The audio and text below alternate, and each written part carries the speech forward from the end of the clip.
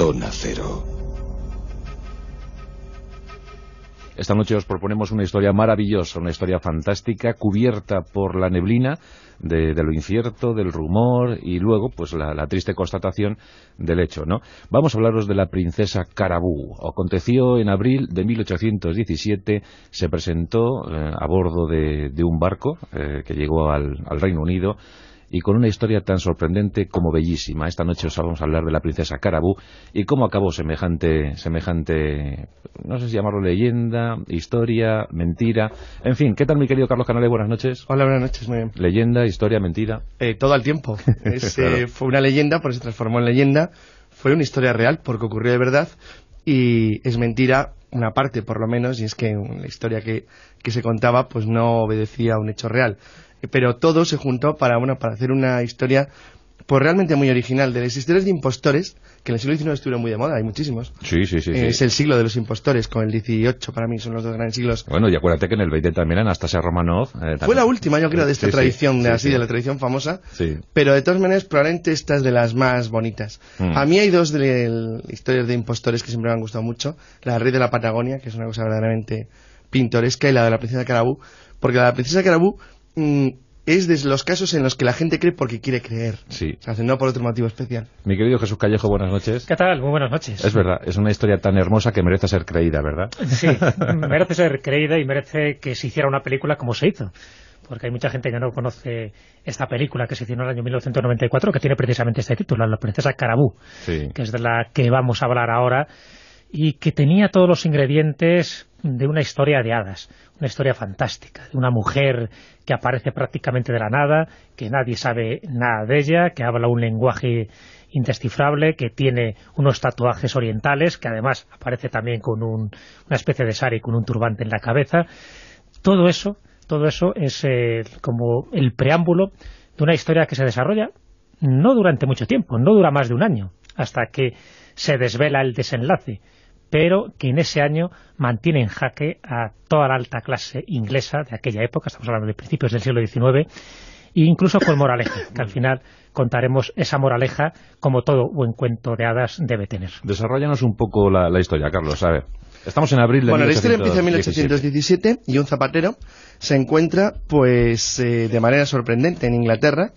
También es importante porque para intentar entender todo el disparate de lo que ocurrió después hay que también ponerlo un poco en situación del lugar. El zapatero trabajaba en Almondbury, en Gloucestershire, y bueno, pues encuentra a una chica de rasgos, bueno, aparentemente exóticos, no parecía inglesa, era muy morena, tenía rasgos ligeramente... Él pensó que podían ser ligeramente asiáticos, pero no teníamos nada claro, porque no sabía muy bien dónde estaba Asia, ni nada parecido. Hay que tener también dónde estábamos. Y bueno, pues lo que sí descubre es que esta chica aparentemente no hablaba inglés, no se entendía con él y estaba completamente desorientada. Bueno, pues preocupado, pues vio que vestía de una manera muy rara e intentó que se comunicara con alguien que pudiera entenderlo. Lo que pasa que durante un tiempo no lo logró. No lo lograron y bueno, el hecho cierto es que ante una situación así, pues lo que hay que hacer en estos casos es ponerlo en conocimiento de la autoridad civil, que es lo que hizo. En principio le entregaron, por decir una manera, a una especie de custodia de los pobres, es decir, una especie de organización encargada de custodiar a las personas sin hogar o a los extranjeros perdidos o cosas de este estilo. Hasta que, y luego empezaremos a entrar ya en más detalle en el asunto, finalmente consiguió entenderse con alguien. Ese alguien no era inglés, era un marinero portugués que se llamaba Manuel Eineso. Bueno, parece que se llamaba Enes, el apellido. Que decía que sí, que él era capaz de entenderla, que él había navegado desde Timor por los mares de Oriente y que decía que era originaria de la isla de Yabasu, que había sido capturada por piratas y arrojada al mar o se había escapado en el canal de Bristol. Bueno, pues esta es en principio la historia. Aquí tenemos a una muchacha, al parecer proviene de Oriente y fue capturada por piratas, era princesa, semejante dignidad, pues bien merecía un rescate, pero no. La arrojaron al mar. No, más que arrojarse, la versión que da primero este marinero portugués y luego ella, pues, poco a poco hace la apariencia de que va aprendiendo inglés y va relatando alguna experiencia más, ¿no?, de sus avatares. Lo que cuenta es que cuando ya estaba cerca del canal de Bristol, ella se lanza al mar y logra ir a nado hasta tierra y allí pues ya perdida en el campo, es cuando la encuentran unos campesinos, en concreto pues un zapatero, y a partir de ahí es cuando resurge un poco toda esta historia este día 3 de abril del año 1817. Así que se la ve ya con un ropaje desde luego exótico, que no corresponde a esa localidad inglesa, ni a todo el continente. No se puede hablar con ella porque ella solo se expresa en principio en gestos y después en un lenguaje donde solo se distinguen dos palabras porque son las que repite con cierta asiduidad. Por una parte es Carabú, dirigiéndose a ella misma, y además por los ropajes y por la dignidad y por el porte, pues todo indicaba de que debía ser una princesa. A partir de ahí se la empieza a llamar ya la princesa Carabú.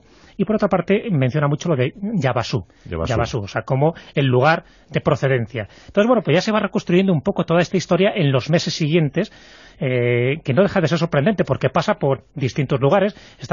Hay que recordar un poco también el ambiente que había en aquella época. Por entonces está gobernando el rey Jorge III. Estaban eufóricos. Habían derrotado a Napoleón. Exactamente. Se había prohibido la mendicidad.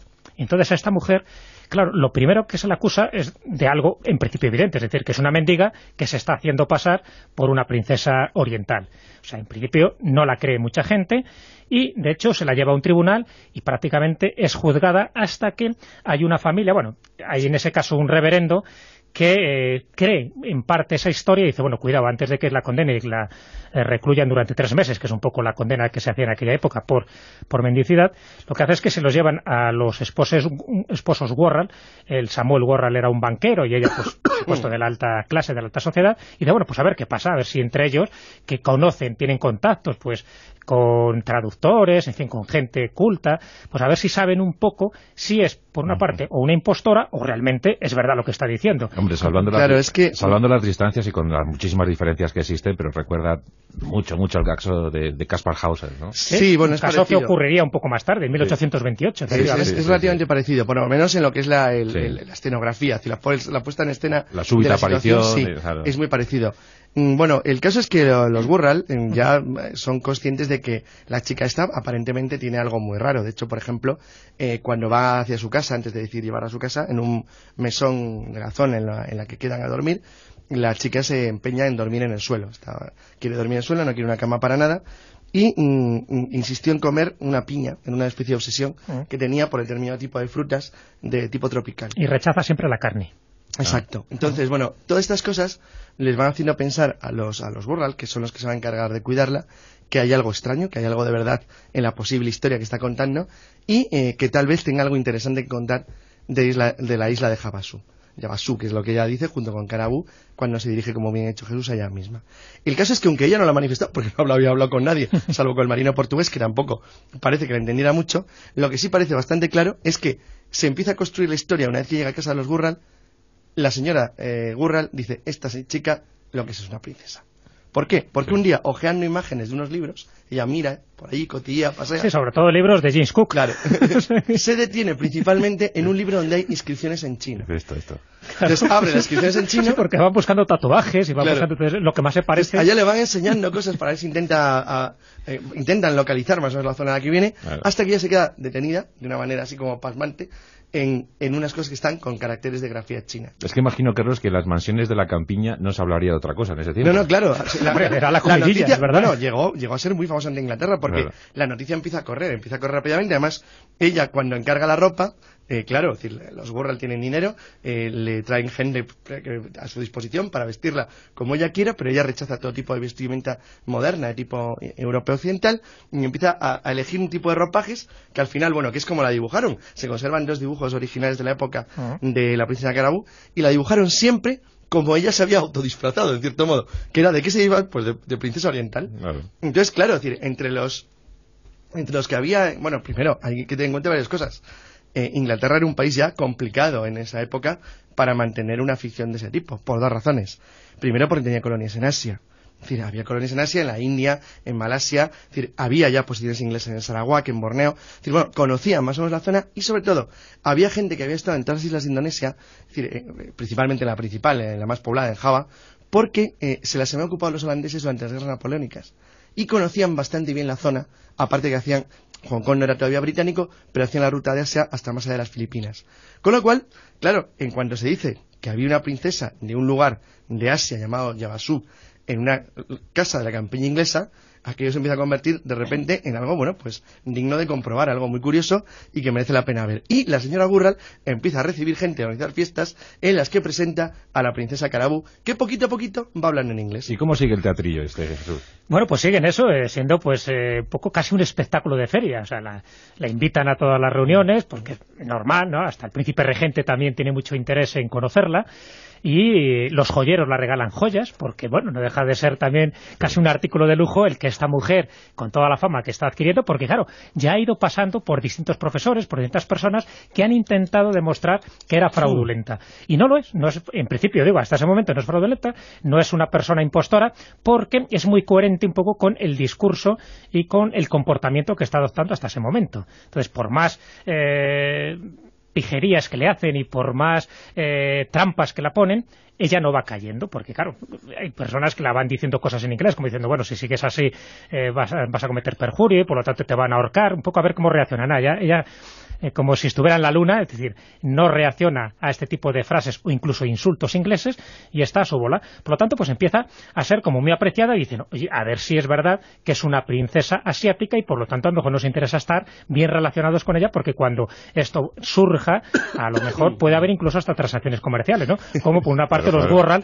están viendo ahí, es decir, que la están acogiendo, pero en parte también de una manera interesada, porque posiblemente nuestro huésped sea un huésped muy ilustre y esto nos va a traer buenos dividendos de cara al futuro. Y más cuando el príncipe regente también estaba interesado en ella. Claro, lo que pasa es lo que pasa siempre en estos casos. El dibujo que le habían hecho vestido de princesa de Carabú, como ella misma ya se identificaba, es publicado en la prensa local. Es publicado en la prensa local, pero un día una señora que está viendo la prensa de la zona descubre que ahí hay algo en ese rostro que le llama la atención. Entonces se pone en contacto con la familia Gurral y les dice que tiene la sospecha de que la persona que dice ser la princesa Carabú es en realidad Mary Baker, la hija de un zapatero de Devon, de un lugar llamado Witherite, y que en realidad lo que está haciendo es, bueno, pues suplantar la personalidad, bueno, no suplantar la personalidad de nadie, no, inventarse una existencia ficticia y que por eso aseguran hablar inglés, pero que como se llama Mary Baker, que lo habla perfectamente, y que se trata todo de un embuste.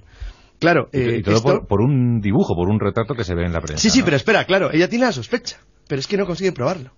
Es que ese es el problema.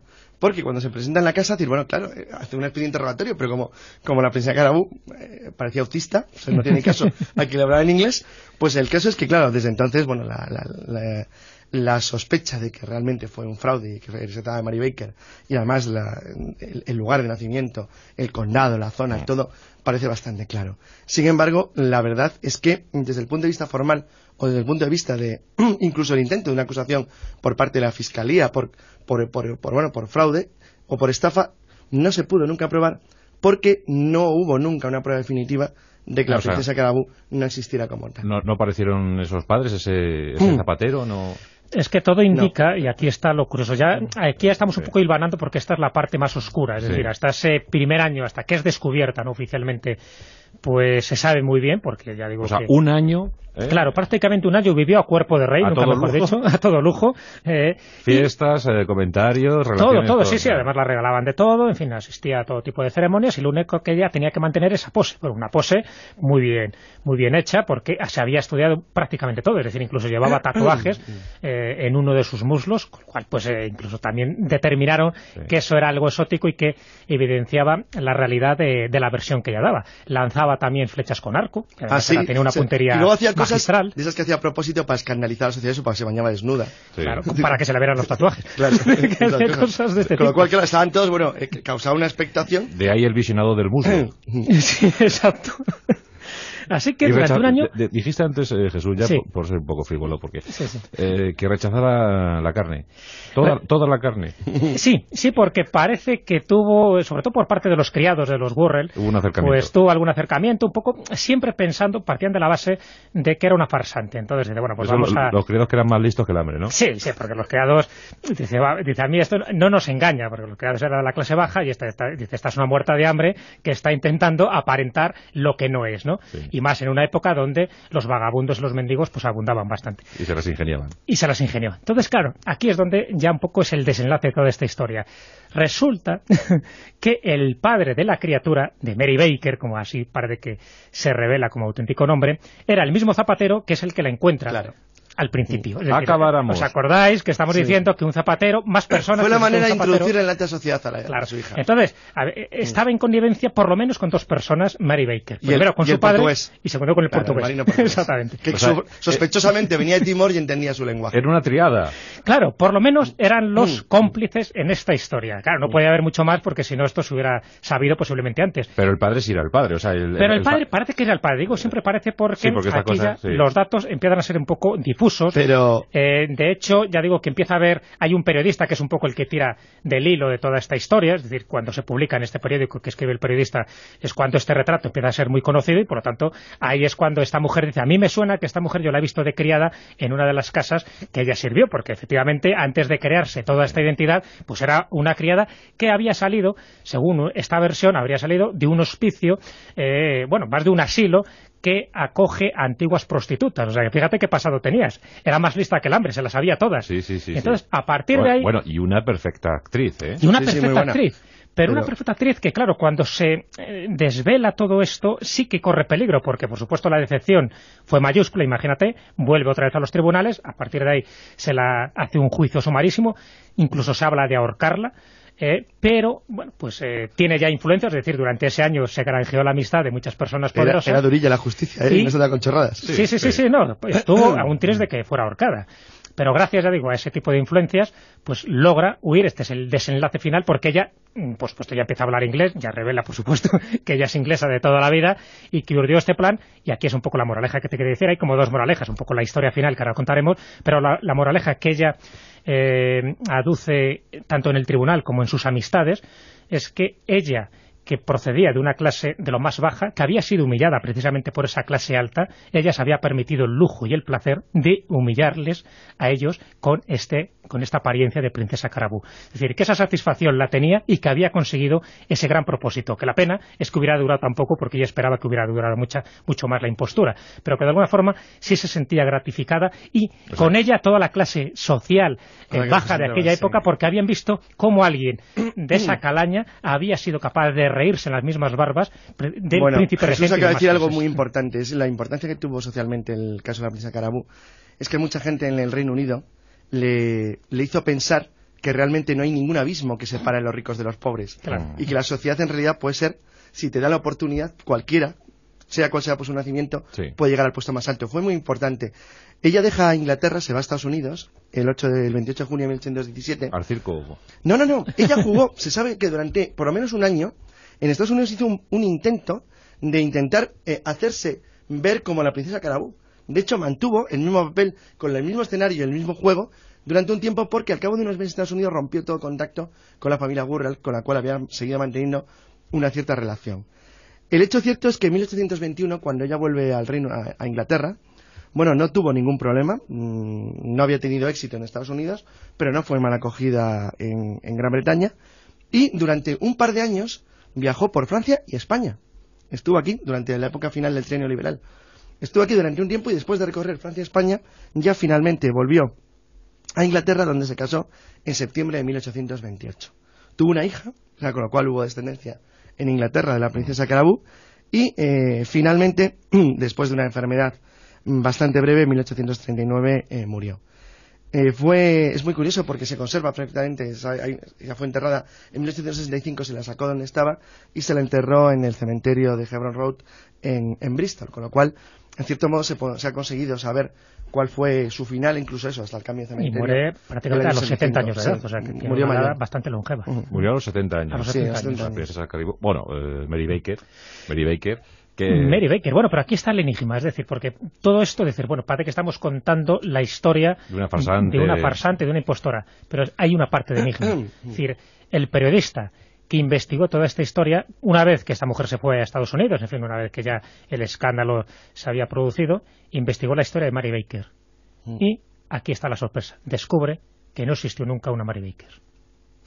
Incluso esa identidad también era falsa. También era falsa. Bueno, por lo menos no se llamaba Mary Baker, al menos en Devon, en la zona de Devon. Exactamente, por lo menos tal con los datos que ella dijo.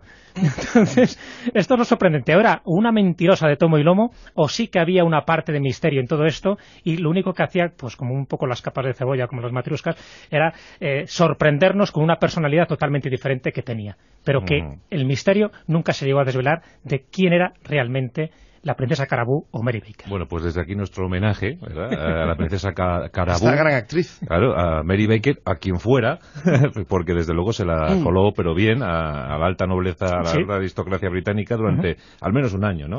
Al menos un año, sí. Prácticamente se mantuvo durante un año, desde abril hasta junio del siguiente año, 1818, que es cuando ya embarca para América. Y por mi parte, aconsejar a quien quiera que vea la película, la que hizo y protagonizó Phoebe Cates, que es la que hacía de Princesa Carabú, porque es una película muy entretenida, está muy bien hecha.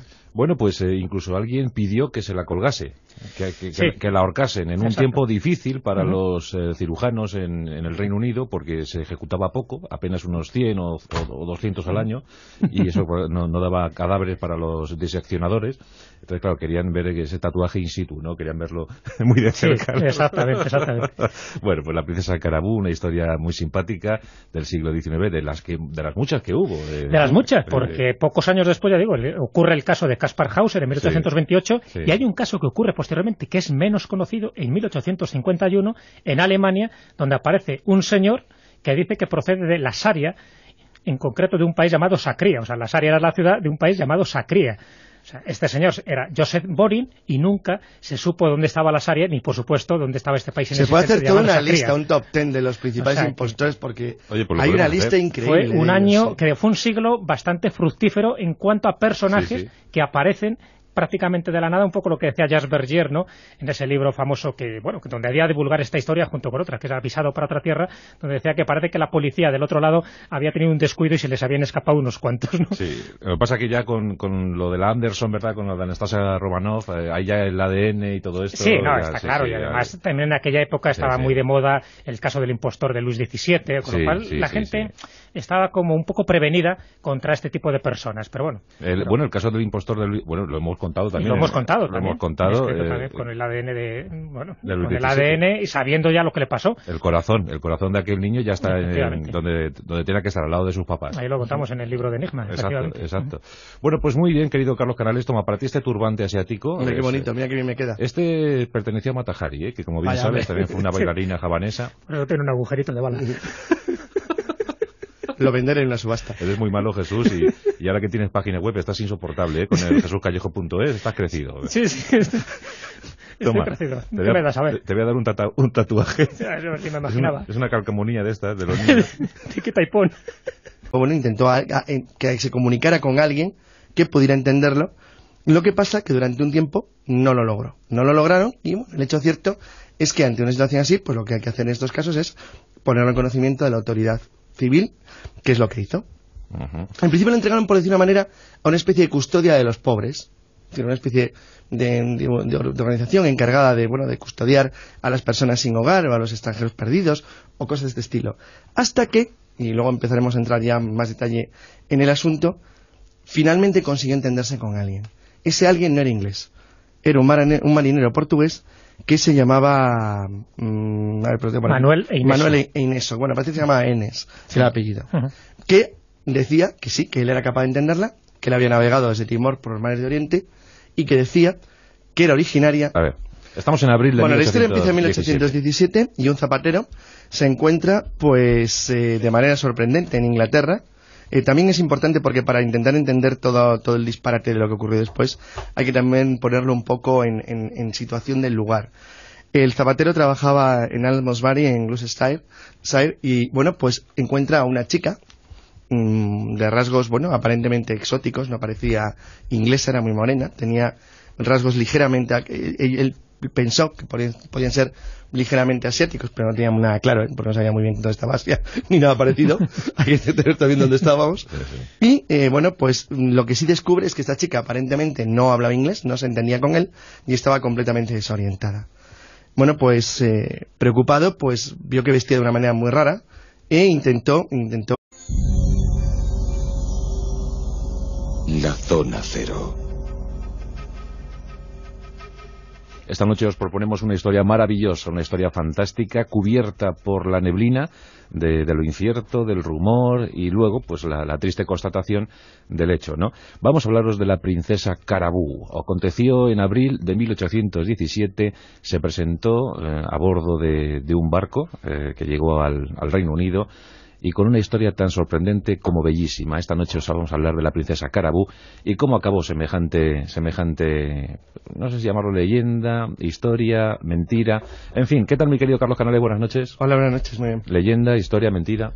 Todo al tiempo. Claro. Fue una leyenda, por eso se transformó en leyenda. Fue una historia real, porque ocurrió de verdad, y es mentira una parte, por lo menos, y es que la historia que se contaba pues no obedecía a un hecho real. Pero todo se juntó para hacer una historia pues realmente muy original, de las historias de impostores, que en el siglo XIX estuvieron muy de moda, hay muchísimos. Sí. Es el siglo de los impostores, con el XVIII para mí son los dos grandes siglos. Bueno, y acuérdate que en el XX también Anastasia Romanoff... Fue la última, yo creo, de esta tradición, de la tradición famosa, pero de todas maneras probablemente esta es de las más bonitas. A mí hay dos historias de impostores que siempre me han gustado mucho, la del rey de la Patagonia, que es una cosa verdaderamente pintoresca, y la de la princesa Carabú, porque la de la princesa Carabú es de los casos en los que la gente cree porque quiere creer. Sí. O sea, no por otro motivo especial. Mi querido Jesús Callejo, buenas noches. ¿Qué tal? Muy buenas noches. Es verdad, es una historia tan hermosa que merece ser creída, ¿verdad? Sí, merece ser creída y merece que se hiciera una película como se hizo. Porque hay mucha gente que no conoce esta película que se hizo en el año 1994, que tiene precisamente este título, La princesa Carabú, que es de la que vamos a hablar ahora, y que tenía todos los ingredientes de una historia de hadas, una historia fantástica, de una mujer que aparece prácticamente de la nada, que nadie sabe nada de ella, que habla un lenguaje indescifrable, que tiene unos tatuajes orientales, que además aparece también con una especie de sari con un turbante en la cabeza.